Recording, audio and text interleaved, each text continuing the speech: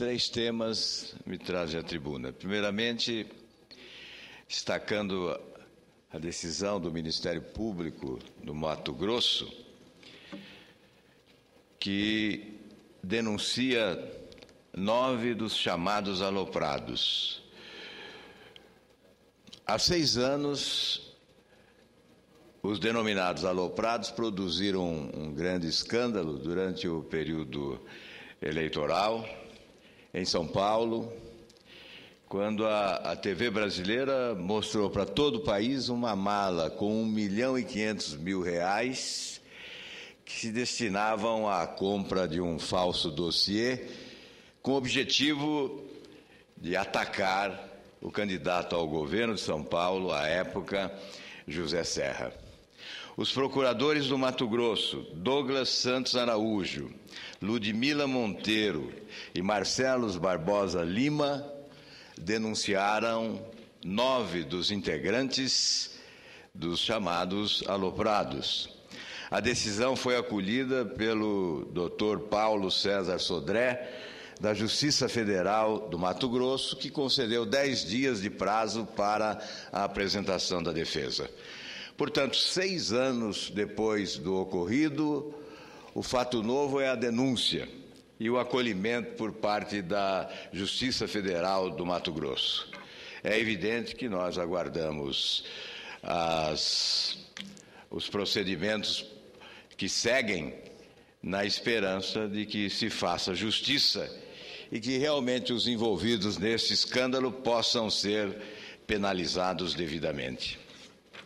O outro tema, senhor presidente, diz respeito ao juiz que foi obrigado a deixar o caso Cachoeira ameaçado de morte.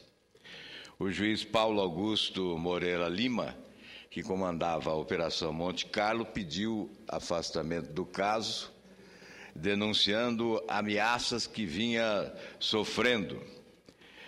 Revelou ser impossível continuar no cargo por estar em situação de extrema exposição junto à criminalidade do Estado de Goiás. Isso é muito grave, é muito sério. Ele revela que sua família foi recentemente abordada por policiais e diz que foi alertado da possibilidade de sofrer represálias nos próximos meses. Diz ele, minha família em sua própria residência foi procurada por policiais que gostariam de conversar a respeito do processo atinente à Operação Monte Carlo, em nítida ameaça velada. Portanto, o juiz denuncia policiais. Antes, abordou a hipótese de crimes praticados, de homicídios praticados. É um cenário que exige responsabilidade das autoridades do Judiciário, do Executivo e do Legislativo. Eu creio que aumenta a responsabilidade da Comissão Parlamentar de Inquérito instalada no Congresso Nacional. Não há como admitir que esta comissão atue com a orientação de poupar algumas pessoas diante da gravidade dos acontecimentos. Esse esquema de corrupção comandado por Carlos Cachoeira alcança desdobramentos imprevisíveis, a ponto de um juiz afirmar que está sendo ameaçado, que sua família está sendo ameaçada e que é impossível continuar exercendo a sua atividade, assumindo a sua responsabilidade diante desse esquema de crime organizado que, a partir de Goiás, alastrou-se pelo país, porque invadiu os setores públicos de administração municipal, estadual e federal, em razão das ambições que extrapolaram os limites do Estado de Goiás e passaram a estabelecer uma relação promíscua entre governos e setor privado, tendo à frente a empresa Delta, e as suas coadjuvantes nesse esquema liderado por Carlos Cachoeira. Portanto, este é um fato da maior gravidade, eu sei que será ainda abordado pelo senador Pedro Taques, e nós o viremos com satisfação, mas o fato de estar o juiz sendo ameaçado de morte aumenta a responsabilidade desta comissão parlamentar de inquérito. Mas, senhor presidente, eu sei que nem sempre nós conseguimos verbalizar as aspirações dos brasileiros desta tribuna.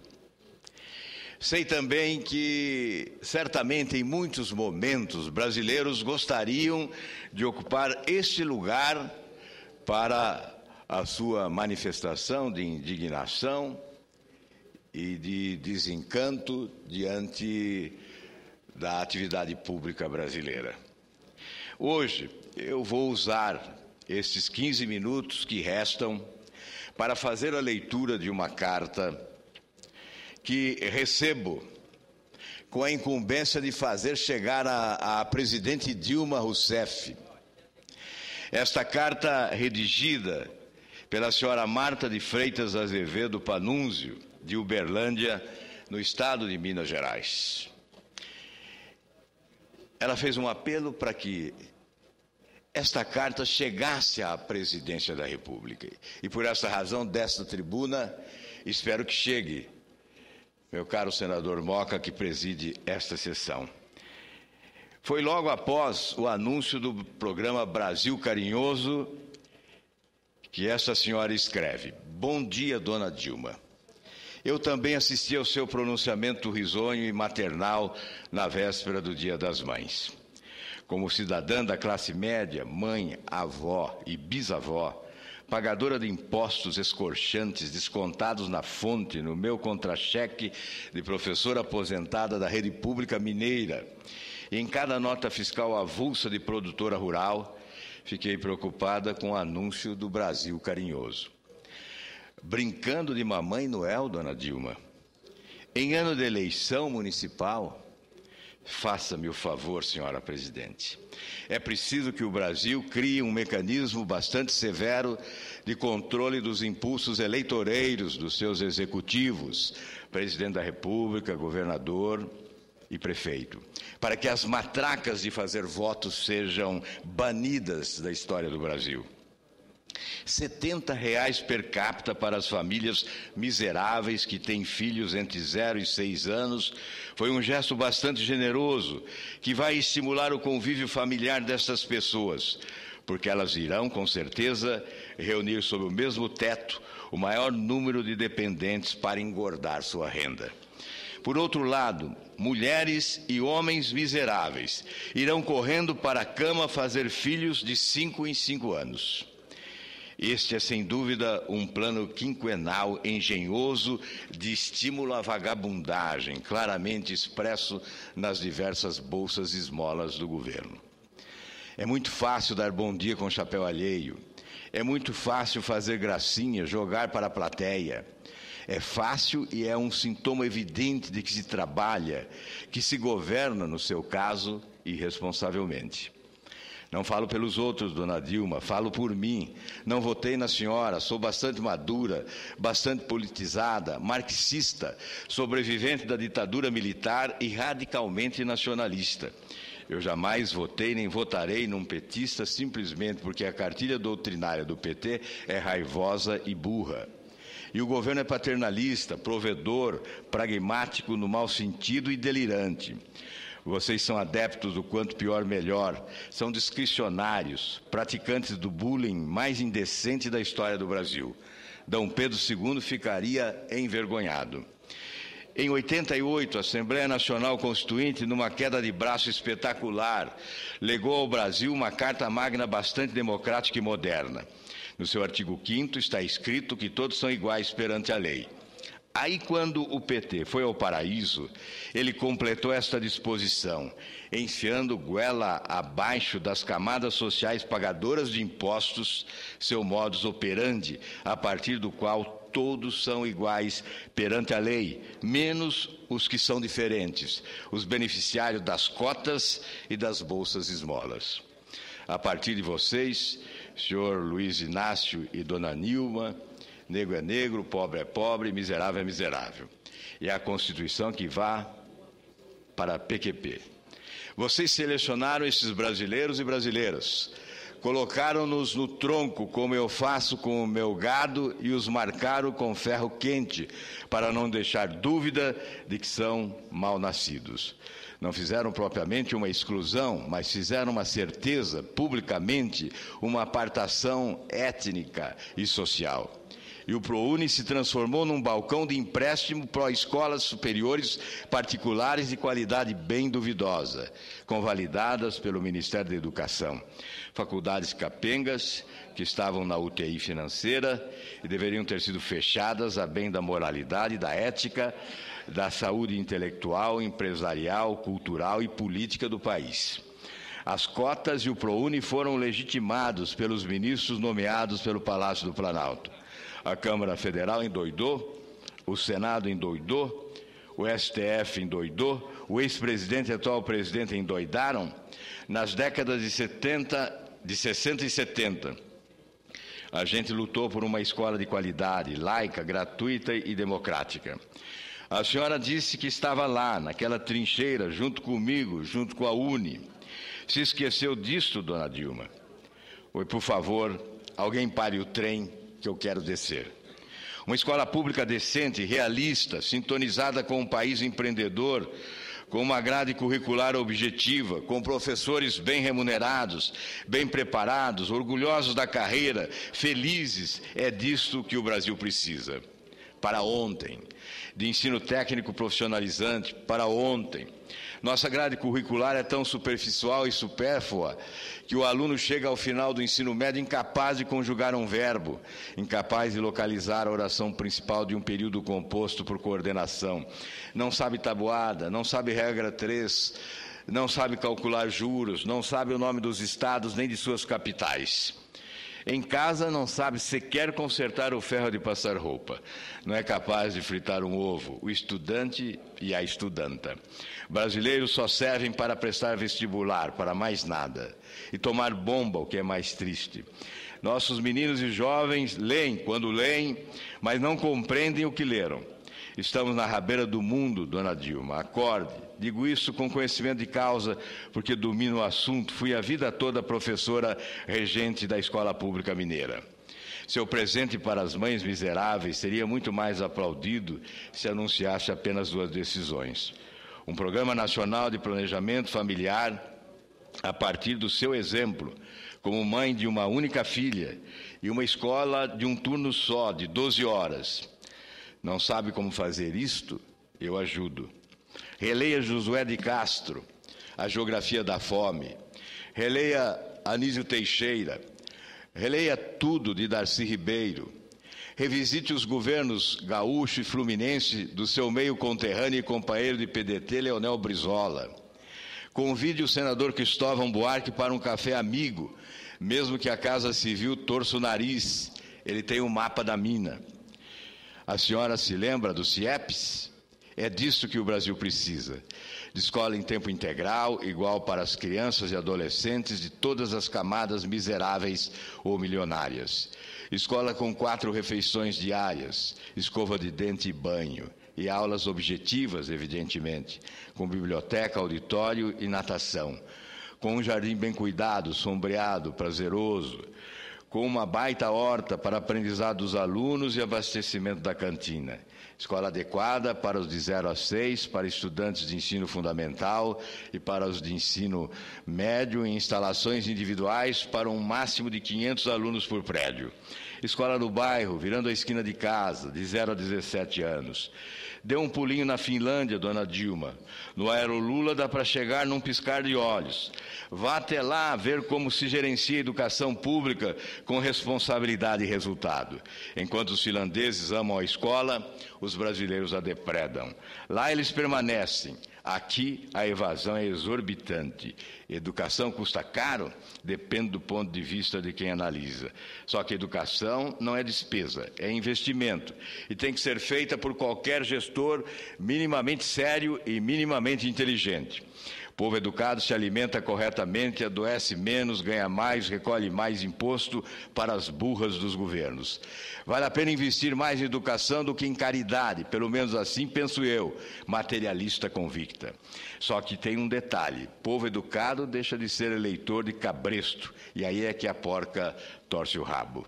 Antes que eu me esqueça, e para ser bem clara, planejamento familiar não tem nada a ver com controle de natalidade. Aliás, é a única medida capaz de evitar a legalização do controle de natalidade, que é uma medida indesejável, apesar de alguns países precisarem recorrer a ela. Uberlândia, inspirada na Lei de Cascavel, Paraná, aprovou em novembro de 92 a Lei do Planejamento Familiar. Nossa cidade foi a segunda do Brasil a tomar essa iniciativa, antecipando-se ao SUS. Eu, vereador à época, fui autora da mesma e declaro isso sem nenhuma vaidade, apenas para a senhora saber com quem está falando. Senhora Presidenta, mesmo não tendo votado na senhora, torço pelo seu sucesso, do seu governo como mulher e como cidadã. Mas a maior torcida é para que não lhe falte discernimento, saúde nem coragem para empunhar o chicote e bater forte se for preciso. A primeira chibatada é o seu veto a este Código Florestal, que ainda está muito ruim, precisando de muito amadurecimento e aprendizado. O planeta Terra é muito mais importante do que o lucro do agronegócio e a histeria da reforma agrária bandoleira que vocês estão promovendo. Sou fazendeira e, ao mesmo tempo, educadora ambiental. Exatamente por isso não perco a sensatez. Deixe o Congresso pensar um pouco mais. Afinal, pensar não dói, e eles estão em Brasília bem instalados e bem remunerados para isto mesmo. E acautele-se durante o processo eleitoral que se aproxima.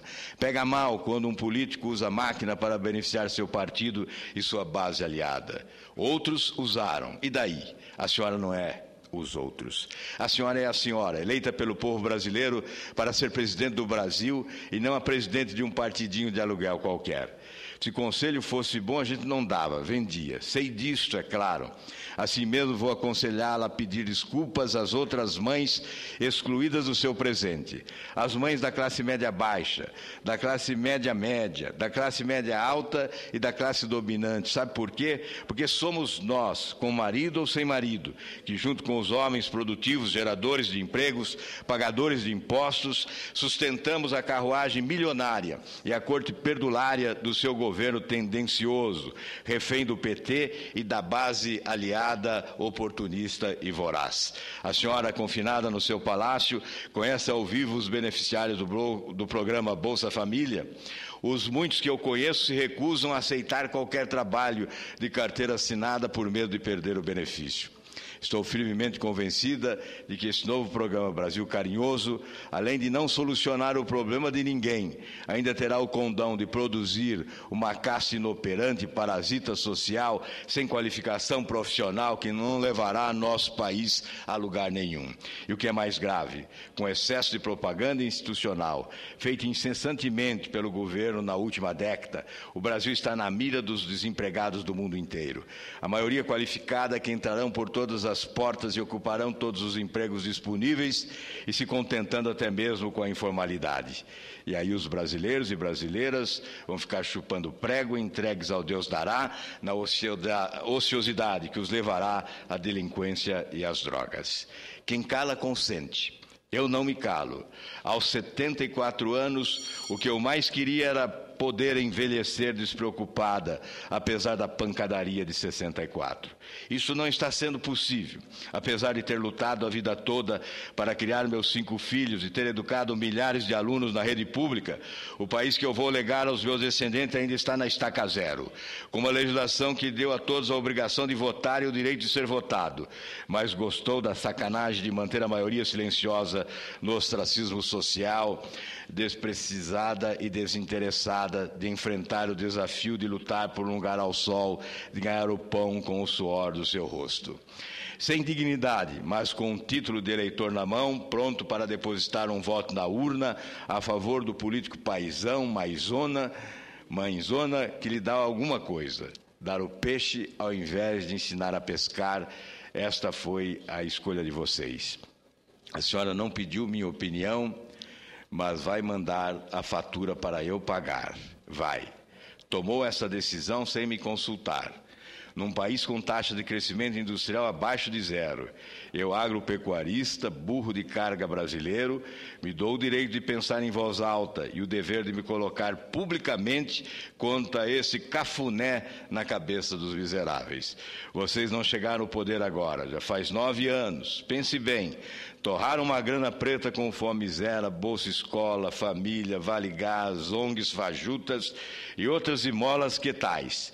Essa sangria nos cofres públicos não salvou ninguém, não refrescou nada. Gostaria que a senhora me mandasse o mapeamento do Brasil miserável e uma cópia dos estudos feitos para avaliar o quantitativo de miseráveis apurado pelo Palácio do Planalto antes do anúncio do Brasil Carinhoso. Quero fazer uma continha de multiplicar e outra de dividir, só para saber qual a parte que me toca nesta chamada de capital. Democracia é isto, minha cara. Transparência não ofende,